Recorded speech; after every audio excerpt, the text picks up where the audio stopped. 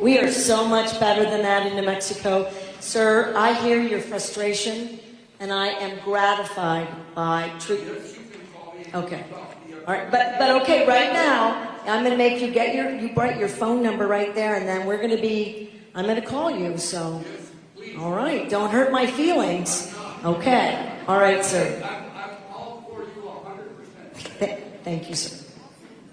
My name is Donna Stryker. I'm here for Businesses for Safer Las Cruces. My question, thank you for coming, by the way. I really, really appreciate it.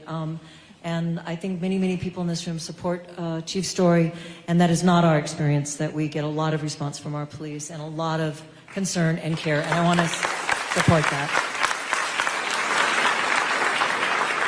My question, Governor, is that many of us were very frustrated when your special session was adjourned.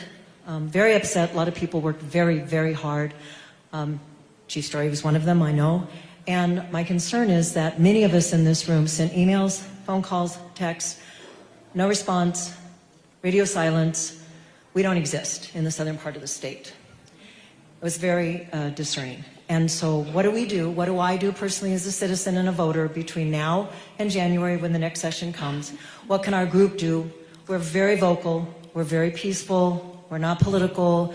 We don't have an agenda. We're grassroots. What can we do to get the people in the legislature to listen to us and have a conversation with us and not dismiss us? It's very frustrating. What can we do? Well, you're doing it now, and me too, and I'm going to stand up for your legislators. And I think I've said this publicly. Legislators have an independent responsibility, and part of it is oversight and pushing back on an executive that tries to just do a bunch of stuff. Now that I said that, I disagreed with the legislature too. I called the special session because I think this is so important. And I get these phone calls, and I get videos from people, and I see the police reports, and I'm picking up needles, and I shouldn't be picking up needles. And I pick them up in my neighborhood, and I live in the most protected house in the state of New Mexico. I am always safe. Shouldn't that be the standard for every New Mexican? That should not only apply to me, but why does it apply to me? Because I have round-the-clock police protection. That says a lot, doesn't it? And when I moved there wasn't fencing, there weren't the cameras, because it was a lot safer in 2019. It is not the same place, even 5 years ago.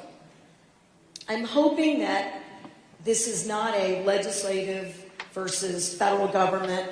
The delegation, you should know, including Representative Vasquez, is working on border security, more public safety, more community investments, and we're aligned.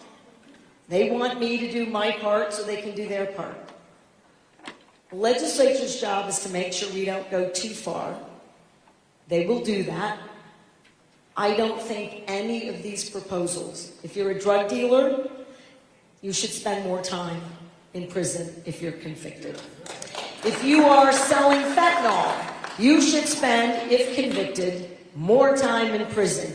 If you're a felon in possession of a firearm, a 15 and a 16-year-old were just shot dead in Alamogordo by an 18-year-old who was part of, potentially, still being investigated, somebody else who I would bet my bottom dollar is a felon in possession of multiple firearms. Why are they out? So, well, thank you. I don't understand it. I don't think these bills, in large part, frankly, go far enough, but it is a step in the right direction. And it is also true that people serve, in large part, less time if convicted in New Mexico than any of the surrounding states. Ask the U.S. Attorney, ask any, it's everywhere. Ask any, the feds, which is why we try to get people to meet a federal prosecutorial level, because they're going to, if convicted, we're going to be safer. But that is not true in the state court system.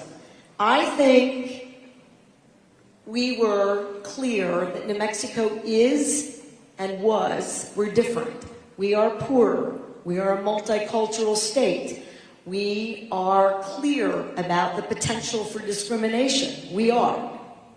But somehow, that set of premises and values didn't keep up with the kind of risks that are ever present in our neighborhoods and communities. And so I submit to you, we're going to do both. Prevention, values upstream, and bad actors need to be held accountable. So being here, what if I were to start a statewide petition, and what if our goal is to get 500,000 New Mexicans who say enough is enough? Done. Okay. All right, I'll get it out today.